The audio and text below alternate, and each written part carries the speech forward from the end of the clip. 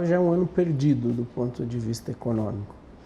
Porque qual era a expectativa? Que ia ter um novo governo, você removia a incerteza política do cenário. Normalmente um novo governo começa com uma confiança mais alta de todo mundo, confiança das pessoas, dos consumidores, dos empresários, dos investidores externos, né? E isso leva, em geral, mesmo que no começo você demore um pouquinho para engrenar, você começa a crescer a economia. Nós estamos ao contrário, nós queimamos o capital desse início de governo, né? Tivemos ali 2, 3 meses no final, no pós-eleitoral, porque é um governo amigável ao mercado. Então se esperava que essa confiança fosse retomada, que você tivesse uma remoção da incerteza no cenário político, e isso ia contribuir positivamente para a retomada econômica, da economia. E infelizmente isso não está acontecendo, e é isso que essa pesquisa que a Fundação Getúlio Vargas mostra, está piorando a confiança, tanto de consumidores quanto de empresários, e está aumentando a incerteza. Isso é um cenário bastante preocupante, que já compromete o ano, né? Eu acho que até mais grave, nós já podemos estar comprometendo, inclusive, o próximo ano em termos de crescimento. Veja, nós temos praticamente 4 anos com uma situação do mercado de trabalho, da economia, da situação social se deteriorando, né? Nós estamos mantendo em patamares de desemprego muito altos, em torno de 12%, 13%. Para jovens, acima de 25% as taxas de desemprego. Então o mercado de trabalho vem muito mal. Você vem, ao mesmo tempo, reduzindo o investimento nas políticas sociais, o que também dificulta o acesso das pessoas às políticas públicas, como saúde, educação. Então a vida concreta das pessoas está se deteriorando há muitos anos, eu diria desde 2015, porque é uma situação concreta objetiva. Se você tem 13 milhões de desempregados, se você tem uma reforma trabalhista que só precariza o trabalho, se você tem o governo só cortando gasto, né? Porque você aprovou, além de tudo, uma emenda constitucional 95 que põe um teto de gastos. Então você não tem nenhum fator, fora um pouco as exportações, que puxa a economia para o crescimento. Então a situação das pessoas não melhora. Por quê? Fundamentalmente porque você não gera emprego. Você não cresce, não gera emprego. Nós tivemos menos 3,8 em 2015, menos 3,5 em 2016, um crescimento de 1,1 em 2017, que é praticamente o crescimento populacional, né? E 1,1 em 2018. E esse ano, que se esperava fosse crescer mais do que 2, nós estamos caminhando para menos de 1 e talvez tenhamos até uma recessão. O que isso quer dizer? Que nós estamos hoje, em 2019, 9% mais pobres na média do que nós estávamos em 2014. Então nós estamos praticamente com um quinquênio, 5 anos, com uma situação objetiva, concreta das pessoas, do mercado de trabalho muito desfavorável. Desemprego alto, o salário não sobe porque o mercado está desfavorável. Recentemente, acho que agora, esses dias, saiu uma pesquisa que mostra que as pessoas estão dispostas a mudar de área para encontrar emprego, topam, inclusive, sair da sua própria área, e quase 90% estão dispostas a rebaixar o seu rendimento em relação ao que eles ganhavam no último emprego. Então, essa é a situação objetiva, essa é a situação concreta das pessoas, né, dos trabalhadores, das famílias, e sem que isso melhore, nós não vamos conseguir retomar o crescimento econômico. A população brasileira está crescendo aproximadamente 0,8% ao ano, atualmente, né? As projeções demográficas são dessa ordem. Se você não crescer mais do que 0,8%, você não aumenta a riqueza por habitante. Isso é uma coisa média. E como você disse, na verdade, o PIB per capita também é um indicador impreciso, porque, na verdade, a média pode estar crescendo 1 e tem alguém ganhando 2 ou 3 e tem alguns não ganhando nada. Por exemplo, quem está desempregado, o nível de renda é 0, né? E se a pessoa está 2, 3 anos desempregada, o pipa está crescendo 1, mas para essa pessoa está crescendo 0. Então alguém está ganhando mais. Normalmente, esse é o modelo que a gente vem vivenciando não só no Brasil e em outros países. Você está concentrando renda, você tem setores que se beneficiam mais do crescimento e são setores cada vez mais minoritários, ou seja, você tem menos gente ganhando mais e muita gente ganhando menos. Então, o mesmo PIB per capita, que é um indicador importante, ele não é suficiente. Nós temos que olhar aí outros indicadores de desigualdade, né, que é a renda, por exemplo, dos 10% mais ricos em relação aos 40% mais pobres, olhar o índice de Gini, que a gente chama, que é o índice que mede, mais reconhecido mundialmente, que mede a desigualdade.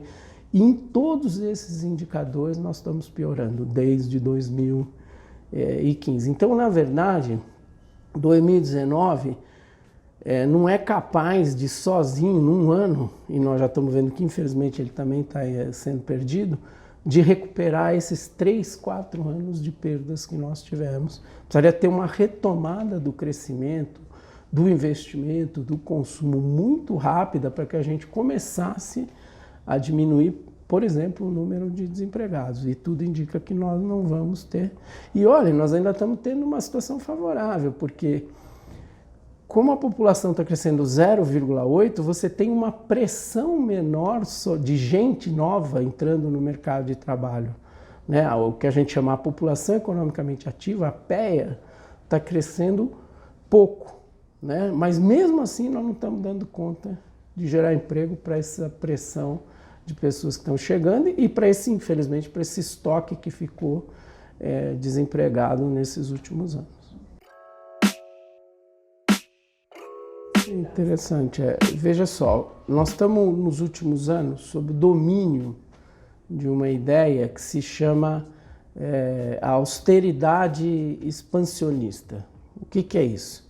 É a ideia de que se você for austero, né, e você transporta essa imagem para a situação individual, para as famílias, dizendo quem é contra a austeridade? Ninguém é contra a austeridade, né? Em princípio, a austeridade é um valor positivo. Então você criou uma teoria nos últimos anos dizendo o seguinte: se eu for austero, e no caso dos governos ter o déficit público sob controle, ter a dívida pública sob controle, eu vou criar na sociedade um clima de confiança, em particular para as empresas e para o investimento privado, e essa austeridade vai ser positiva para a retomada do crescimento via o setor privado. Isso não está acontecendo em lugar nenhum do mundo. Mas a teoria segue sendo propagada e os meios de comunicação e a hegemonia do pensamento único econômico vai sendo colocada diariamente, as pessoas começam a acreditar nisso. A tal ponto que depois de uma situação de longo período como a nossa aqui, em que você vem acumulando revés, baixo crescimento, desemprego alto, as pessoas começam a se sentir culpadas, elas, individualmente, por elas não estarem conseguindo sobreviver, não estarem conseguindo entrar no mercado de trabalho, arrumar um novo emprego. Então você começa a transferir para a vítima a culpa. E o que isso tem a ver? Tem a ver com o papel do Estado, como você perguntou, né? Tem a ver com aumentar o gasto público, aumentar o investimento público, usar instrumentos como, no nosso caso, os bancos públicos, para fazer uma política anticíclica. Nós já estamos chegando perto, eu acho até que setores mais conservadores do pensamento econômico dominante, esse que a gente vê no dia a dia dos jornais, dos meios de comunicação, nós já estamos vendo gente dizendo o seguinte: nós não vamos sair desse buraco, desse baixo crescimento ou dessa recessão, que corremos risco até em 2019 de ter recessão, se a gente não voltar a usar os instrumentos clássicos. Quais são? Os que o Keynes ensinou há 100 anos atrás.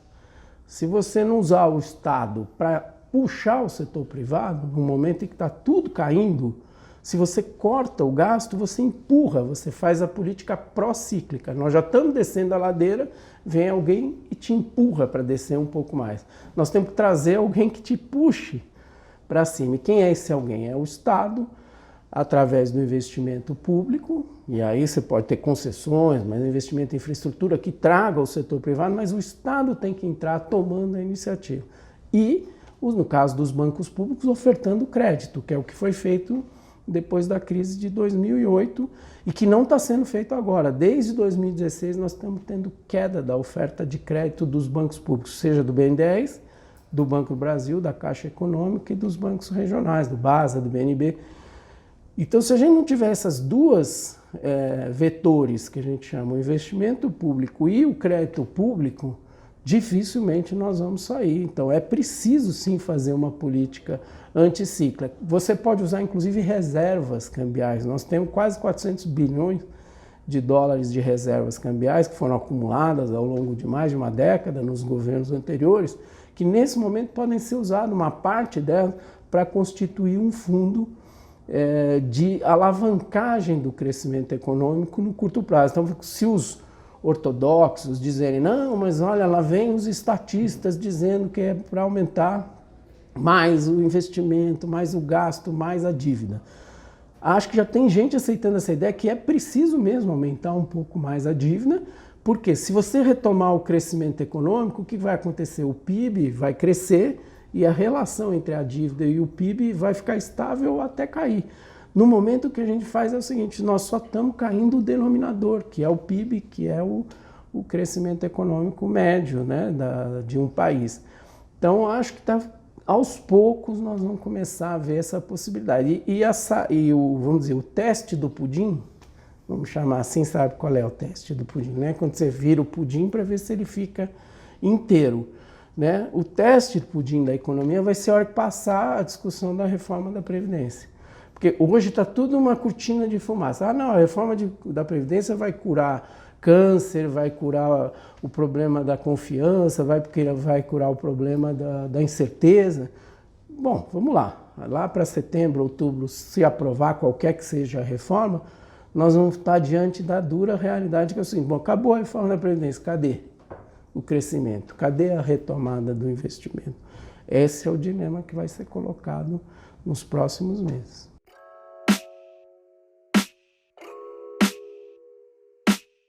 Essa é uma falsa afirmação há muito tempo. A reforma do trabalho tem um caso clássico que é conhecido nos anos 70, que foi a Espanha.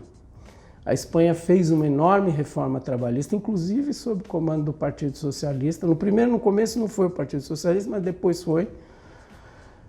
E dizia-se isso, você vai barateando os custos do trabalho através de uma reforma trabalhista, você provavelmente vai gerar emprego. E a gente, de novo, sabe pela teoria que emprego vem do quê? Vem do crescimento, vem do investimento, vem do aumento do consumo.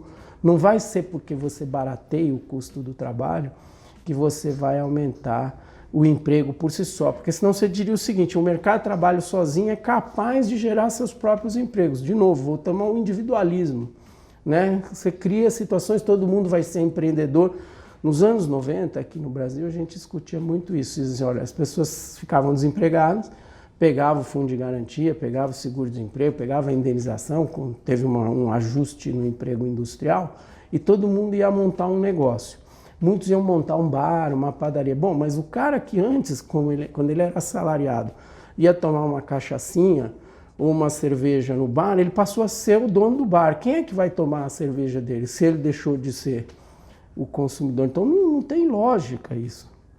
Então essas reformas trabalhistas são uma grande panaceia, a própria OIT, a Organização Internacional do Trabalho, mostra isso, que você vem precarizando o trabalho no mundo, e elas sozinhas não dão conta de gerar emprego. A reforma trabalhista, ao contrário, ela precariza e ela reduz o nível de renda, o nível de salário, e por isso você diminui o consumo agregado, o consumo coletivo de um país, ou de uma sociedade, de uma economia. Então não tem nenhuma chance da reforma trabalhista, que já aconteceu, inclusive, eles disseram em 2017 que ia gerar 6 milhões de empregos, olha só o que aconteceu.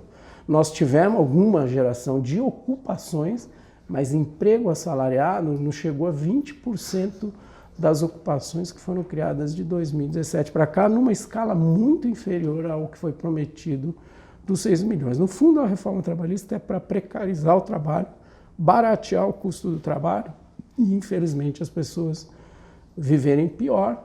Só que nós estamos numa situação engraçada, nós estamos precisando que nasçam, assim, rapidamente, uns 10 Henry Fords.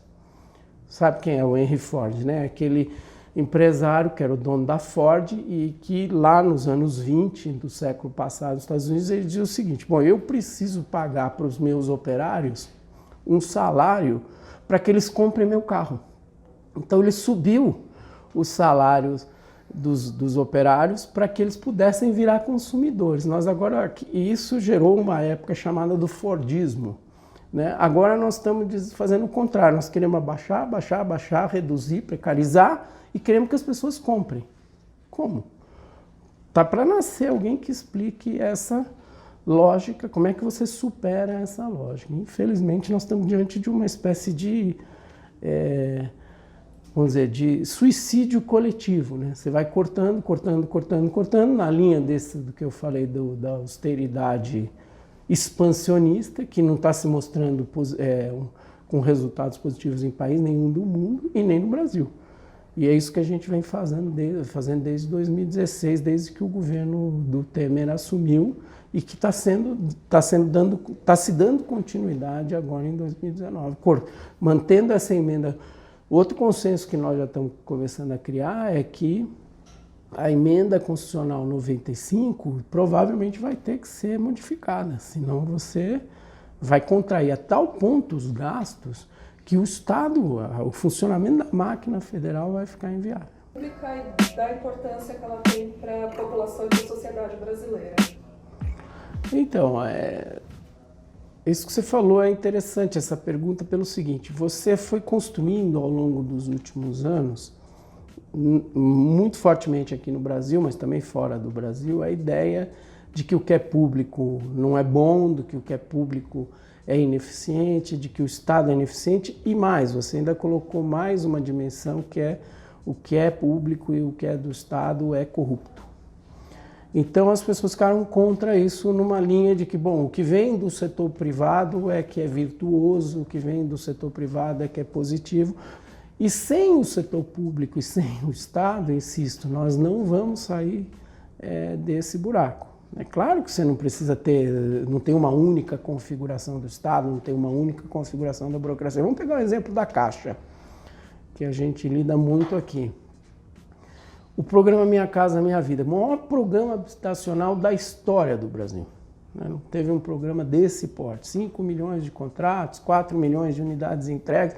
Como é que você fez? Você fez com o Estado, a burocracia pública e um banco público que tinha expertise, que tem engenheiros, que tem quadros técnicos, que conhecem, porque a Caixa lida com o crédito imobiliário, com o crédito habitacional há décadas, e você foi capaz de estruturar um programa que chegou a entregar 4 milhões de unidades e que agora, infelizmente, está sendo praticamente desestruturado esse programa. Isso é um exemplo de como o Estado e a burocracia pública, né, evidentemente com opções políticas claras de colocar subsídio para as famílias de baixa renda, podem dar resultados concretos no curto prazo. Minha Casa Minha Vida fez, em 10 anos, entregou 4 milhões de unidades habitacionais, sendo que a maior parte, mais de 1 milhão, para as famílias de baixa renda, onde você pratica o subsídio. O Celso Tado, economista famoso, talvez um dos maiores pensadores econômicos do Brasil, dizia que a política habitacional é a política social mais importante. Por quê?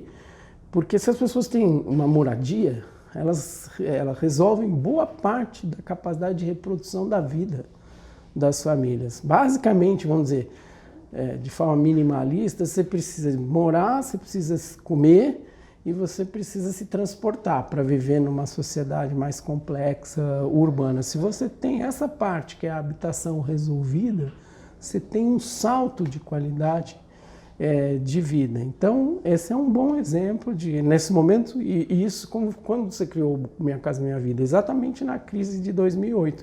Foi uma grande política anticíclica, porque você aciona o setor privado, você aciona as empreiteiras, você aciona o emprego na construção civil, que também é um emprego muitas vezes que não precisa de muita qualificação, ou seja, você é capaz de dar uma resposta rápida, e agora nós estamos desmontando tudo isso. Esse é um bom exemplo de como uma política anticíclica pode ajudar a gente a sair desse...